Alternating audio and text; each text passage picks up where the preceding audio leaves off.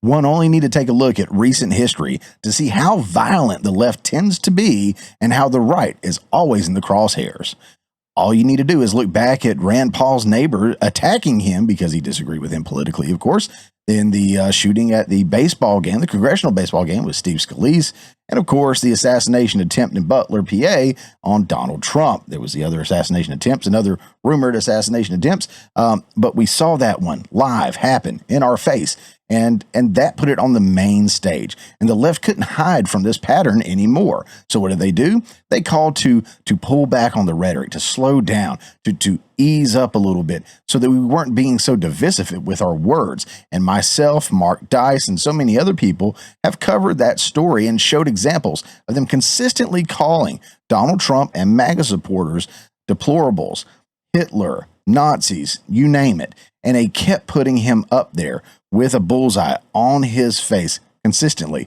Now, this past weekend for the No Kings protests, we actually have photographic evidence that there were literally flyers with bullseyes, not on just Donald Trump, but also on J.D. Vance.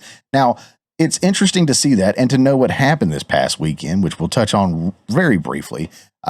But the toning down of rhetoric seems to no longer be the game plan. It's not sticking. When we look at something like this, we see Eric Swalwell, yes, the one that was banging a Chinese spy and still has his job somehow in Congress, but Eric Swalwell is ranting about President Trump being Hitler. How fitting. So this is a post on X. Again, links always are in the show notes below. It says, on the day that a politician has her life taken by a deranged Democrat, maniac Eric Swalwell says President Trump is Hitler.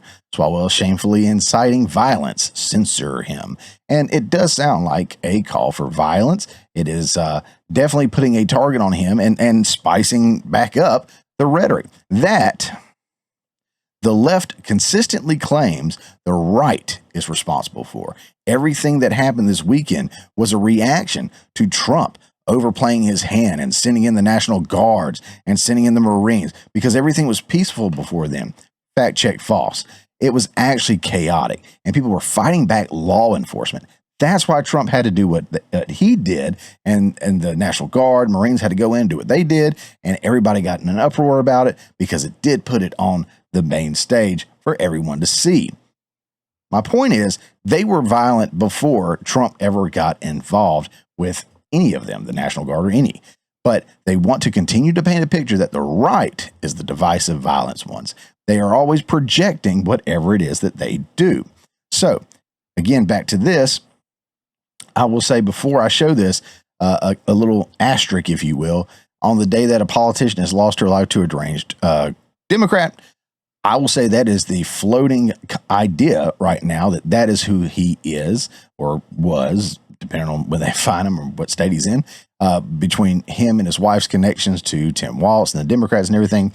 But there's also evidence that points to he had very conservative views on certain things and the targets that he had allegedly on his manifest. So I'm not going to agree that he was a deranged Democrat. He very well could have been a deranged Republican, or he just could have been a nut job altogether. Who knows?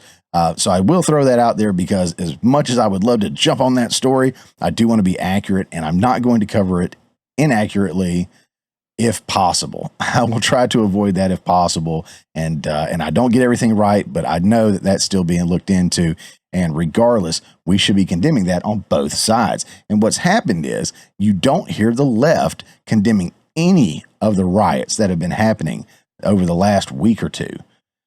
They're not. They're flaming they're stoking the flames, adding fuel to the fire, saying to keep going, just like they did for the Summer of Love. But they will single out January 6th and condemn the right for, not condemning every single person, for Trump pardoning every single person, which I have a problem with that too.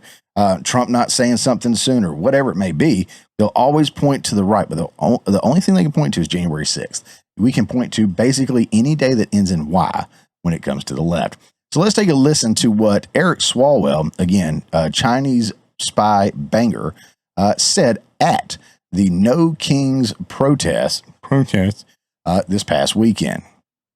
Donald Trump is America's Hitler. There you have it. All right. So again, they're going ahead and they're spicing up the rhetoric once again, using the same tactic and the same verbiage they have been doing before that they were pulling back on, allegedly, specifically calling him Hitler. Okay. Let's go on to another post on X. This is from Eric Daltrey. Eric Swalwell at No Kings protest, Trump has to go. So after saying Trump is America's Hitler, then he says Trump has to go. Do you think he means at the polls? Do you think that they need to impeach? Or is this a call to violence? Is this another call that someone's going to be able to point to and say, this person did an assassination attempt because they were influenced by him being America's Hitler and needing to go? I'm just saying, if you put two and two together, it would make sense that somebody could point to this and say, this is the cause for it. I'm not going to play this whole thing, but here he is calling for him to go. You are doing everything that the Constitution gives you to do to hold a mad king accountable. You're not doing it right. He's got to go. He's got to go. He has got to go. He has got to go. He has got to go. He has got to go. That's right. Of course, at the No Kings rally, which other than this video, I didn't see a lot of Kangs in there. Not a lot of diversity in the pictures that I have seen or videos I have seen in the party that touts diversity, equity, and inclusion, of course. But, you know, I guess that's neither here nor there. But in the same tone, he's calling him America's Hitler. He's calling him a king. I forget what kind of tyrant king I want to say, something like that, and saying he's got to go. We got to get him out of here. He's got to go. And of course, they broke out in a chant because that's what, you know, cults do. But he's leading them to that mindset. Again, where does that mindset lead you? Is it get him out through impeachment? Is it call your congressman and tell them to, you know, move on articles of impeachment? Or does it mean like, hey, we're going to find Trump and we're going to take him out? Very possibly could be. And again, I lean toward that because I see posts like this. These are flyers that were up at these No Kings rally. This is the one for Donald Trump and one for J.D. Vance. So you tell me, do you think that the left, which is the cult, truly, and there are some cult-like people on the right, not going to lie, not going to act like there's not, but the right has significantly more free thinkers and people of different mindsets coming together to do everything that they do, and that's why there's so much turmoil on the right sometimes. The left is in lockstep with each other, and if you're not, they shun you, and you're gone. You're done. You're over with. Your career's, that's it. You can't get out of line. Now, which side sounds like they have a king as a leader, and which side sounds like they have a more of a democracy, the constitutional republic? I think it's very clear. But again, I don't know. And, you know, if we had a king, we couldn't be having rallies like this, protests like this. Couldn't be doing all this. The whole concept of what they did this weekend was just ridiculous. No one's above the law. So we're going to protest people that broke the law and came into this country illegally. They shouldn't be punished and deported. But no one's above the law. I didn't vote for a king. Well, you didn't vote for, nobody voted for Kamala Harris to be the candidate. They just kind of put her up there, right? And Biden stepped down. Okay. And yeah, again, with the protests waving the flags of the country that they left and don't want to go back to, I don't get it.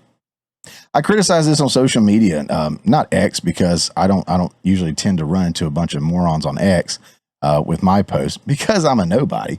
But I still post on Facebook occasionally with, you know, close friends and family and everything. I rarely do anything political because no one is up to having an actual conversation and they just want to make their little, you know, talking point known and they want to move on. I criticized the ridiculousness and the tens of people that showed up to the protests that happened locally to me. I was criticized for mocking their First Amendment right to protest is one of the most American things you can do. I 100% agree. I think that's great. However, I wasn't saying they shouldn't protest. Now, I don't think they should protest for what they were protesting for because it's stupid, but I respect their right to protest. I think it's great. But I also have the First Amendment right to criticize them, to ridicule them, to point out the stupidity and the flaws in their arguments. And that's what I'm going to do. To put a bow on this, to wrap it all up, let's not forget that while Eric Swalwell and the left are all pushing for violence and putting a target on Trump's back and speaking all this like energy into existence to be violent, to retaliate, to break the law, even though no one's above the law, to just do whatever against this monarchy, this king. This happened. Minnesota lawmaker Melissa Hortman killed. State Senator John Hoffman wounded in targeted violence. Again, this is what I was saying. I'm not going to go all into depth in. The story's still unfolding. There's still more to come on this one. Everybody else is talking about it, so you can go tune into them. But a lawmaker's and her husband died. The state senator there, John Hoffman, and his wife were both wounded, if I'm not mistaken. I may have those back. I think that's correct. It is sad to see that. And here's the thing. What I have seen on social media, the right will see that and say, that's messed up. That's jacked up. That should never have happened. We condemn that. That's awful. And the left will say, the right pushed for violence. The right divided us. The right made it ugly because these were Democrats. So it had to be the right. Not only that, but guns are bad. So any chance they have to condemn guns or condemn the right, they're going to. The last thing they'll condemn is illegal immigrants, people that break the law, the things that you're supposed to if you are, I don't know, a lawmaker, if you're a servant of the Constitution. Just a thought. But guys, let me know your thoughts down in the comment section below. And if you have any good stories from this past week, I'd love to hear them. But yeah, don't forget to like, share, subscribe, follow, all that good fun stuff. And folks, see you on the next one.